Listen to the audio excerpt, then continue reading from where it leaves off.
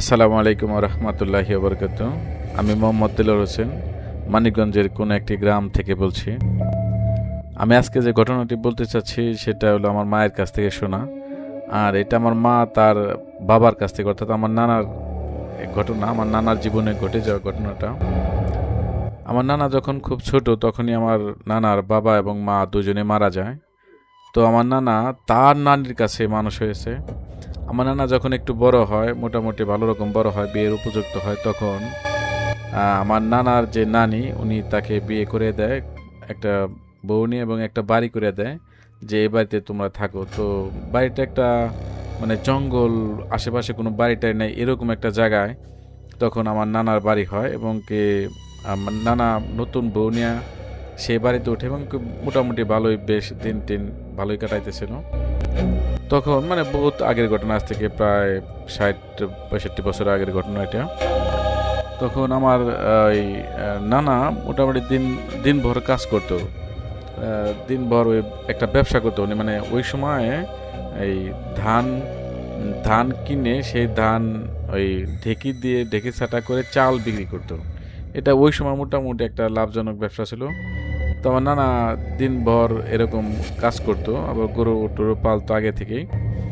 তো জাল দেওয়ার জন্য খড়ি নাই, মানে তখন তোর খড়িটা দরকার ছিল, কারণ ওই ধান সিদ্ধ করার জন্য তো খড়ি দরকার, অথবা মানে রান্না করার জন্য যে খড়ি দরকার, সেটা ধান সিদ্ধ করতে যেহেতু ওই খড়িটা তো অনেক দরকার হতো বেশি। তখন যে পাট খড়িটা, ওইটা দিলে জাল ধরানোর জন্য ওইটা কাজে লাগে। তো পাট খড়ি নাই, তো ওই সময় তার ফোন টোন ছিল না।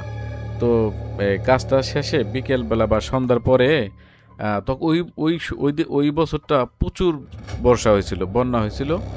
তো আমার নানা তার নানির বাড়ি যায়, গিয়ে দেখে যে তার নানিটা মোটামুটি বেশ একটু অসুস্থ।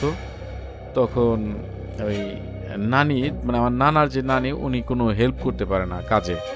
তখন বলে যে আমি তো খড়ি নিতে আইছি নানি, তাহলে আমি কি করি? তখন আমার নানার নানি উনি বলে যে তুই খড়ি টড়ি তোর যতটুকু লাগে তুই নিয়ে যা নৌকায় করে। তো এর মধ্যে খড়ি টড়ি বোঝাই করে, ওর মধ্যে তার নানিও মোটামুটি অসুস্থ। তো সেই নানিরও সেবা যত্ন করে অনেকক্ষণ। সেবা যত্ন করার পর এইদিকে আবার তার বউ আবার একা বাড়ি রেখে গেছে, হ্যাঁ, যার কারণে ওই নানির কাছে উত্তম থাকতে পারতেছে না। এভাবে করতে করতে প্রায় রাত 12টা 12:30 হয়ে যায়। তো জ্যোৎস্না রাত, তো উনি ওইটা নিয়ে কেয়ার করে নাই। তখন আমার নানার যে নানি উনি বলে যে এই তুই দেরি করিস না, তুই চলে যা, তোর বউটা একা বাড়িতে রয়েছে, চারিদিকে বন্যা, বর্ষা মাস, তাহলে তুই চলে যা। তখন আমার নানা 12টা 12:30 দিকে রাতে রওনা দেয়। তো একটা কথা বলে রাখি, ওনার যে আসতে হবে 4 থেকে 5 কিলোমিটার চওড়া একটা বিল পার হয়ে আসতে হবে। মানে সেটা বিশাল একটা বিল, সেই বিল পার হয়ে তো ওনার আসতে হবে। তো উনি সেই আগের দিনের যে গানগুলা, উনি গান গাইতে গাইতে নৌকা বাইতে বাইতে জ্যোৎস্না রাত, মানে পুরোটাই জ্যোৎস্না, একবারে খোখা আলো। আর জ্যোৎস্না আলোতে ওই যে পানির যে চিকচিক করে সেটা মানে উনি দেখতেছে, খুব ভালো লাগতেছে, ফিল করতেছে।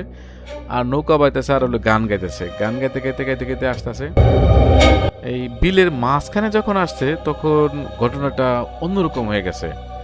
বিলের মাঝখানে যখন আসে উনি দেখতে পায় যে কিছু একটা, মানে ওনার ঠিক নৌকার উপরে কিছু একটা, মানে উনি মানে ভাবতেছে কিছু একটা আছে এরকম, মানে উপরে তাকায় কিন্তু কিছু না। তো উনি মানে এরকম পর্যায়ে উনি নৌকা বাইতে তালিয়ে আছে, আবার গান গাওয়ার তালিয়ে আছে।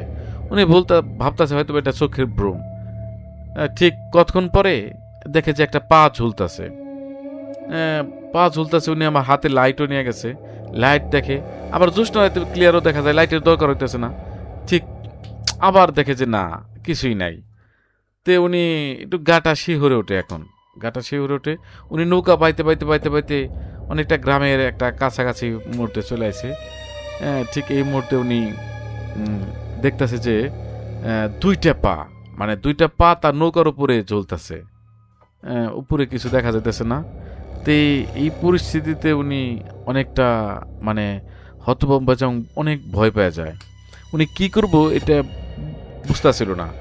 ঠিক ওই মুহূর্তে উনি এই দোয়া কালাম যা আছে সেটা পড়তে চালাচ্ছে, কিন্তু এই সময় দোয়া কালাম কালাম ওই রকম আসতেছে না। ভয় এতটা পাইছে যে কোন দোয়া কখন পড়তে হবে সেইটা উনি ভুলে গেছে। তো এর মধ্যেই দুইটা পা যখন উনি দেখতেছে, এর মধ্যেই দুইটা পায়ের সাথে সাথে বিশাল একটা দেহ তৈরি হয়ে গেছে।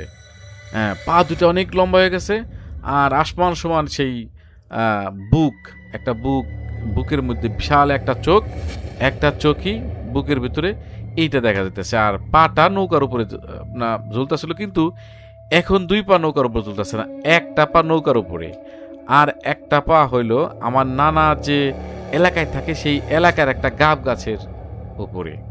অর্থাৎ এত দূর থেকে উনি এক পা ওই গাব গাছের উপরে, আরেক পা এই নৌকার উপরে।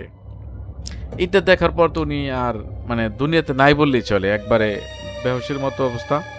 তো আসলে মানুষ যখন ভীত সন্তুষ্ট হয়ে যায় তখন আসলে মানুষের কোনো দের ইজ নো ওয়ে, কোনো উপায় থাকে না। ঠিক তখন উনি মানে চিৎকার করে, মানে উনি দোয়া কালাম আর কিছু মহাবিপদ, তো এই বিপদের সময় উনি আর কিছু মানে মনে করতে পারে নাই।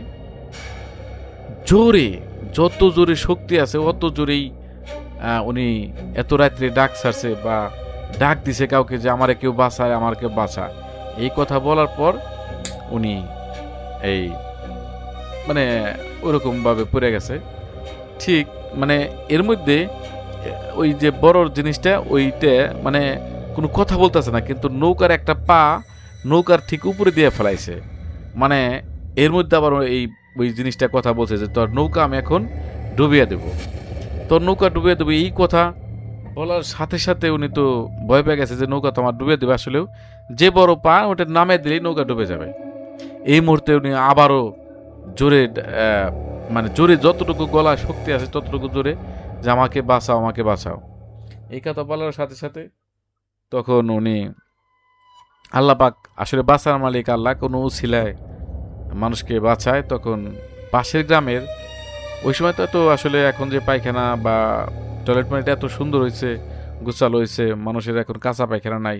ওই সময় তো মানুষের অভাবই, মানুষের পায়খানা দেওয়ার মতো কোনো সামর্থ্য ছিল না। মানুষ এই বর্ষা মাসে নৌকা টোকা নিয়ে বাইরে যেত, অথবা এই এই বাড়িতে এই বাস টাস দিয়ে পায়খানা টায়খানা করতো। যাই উনি ওই একটা বয়স্ক লোক, উনি নৌকা নিয়ে ওই চকে যে বিলে আমার নানা ভয় পাইতেছে, ঠিক ওই বিলের ওই গ্রামের পাশেই উনি এই জ্যোৎস্না রাত্রে নৌকা বসে উনি পায়খানা করতেছে।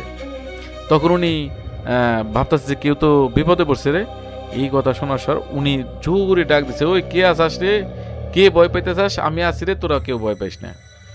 তে এই মুহূর্তে উনি মানে যে পানি খরচ টরচ কইরা উনি নৌকা নিয়ে আইগে এসে দেখে যে আমার নানা অজ্ঞান অবস্থায়, অচেতন অবস্থায় পড়ে আছে। তখন উনি দেখতে পায় আমার নানাকে, এবং কি চিনতে পারেও নাই যে তো এই।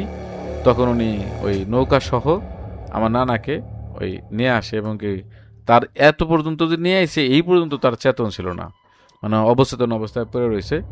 তখন কবিরাজ টবিরাজে তার সকালে জ্ঞান ফিরে, কবিরাজ টবিরাজে চিকিৎসাকে ভয় টয় পায়, তারপরে সে সুস্থ হয়। তো এটা বাস্তব ঘটনা, একদম সত্য ঘটনা, এক বিন্দু মিথ্যা ঘটনা না, আমার নানার জীবনের সাথে ঘটে যায়। তবে ঘটনাটা যদি আপনার সত্যিই ভালো লাগে অবশ্যই এই ফলো দিবেন আর শেয়ার করবেন। ধন্যবাদ। আসসালামু আলাইকুম।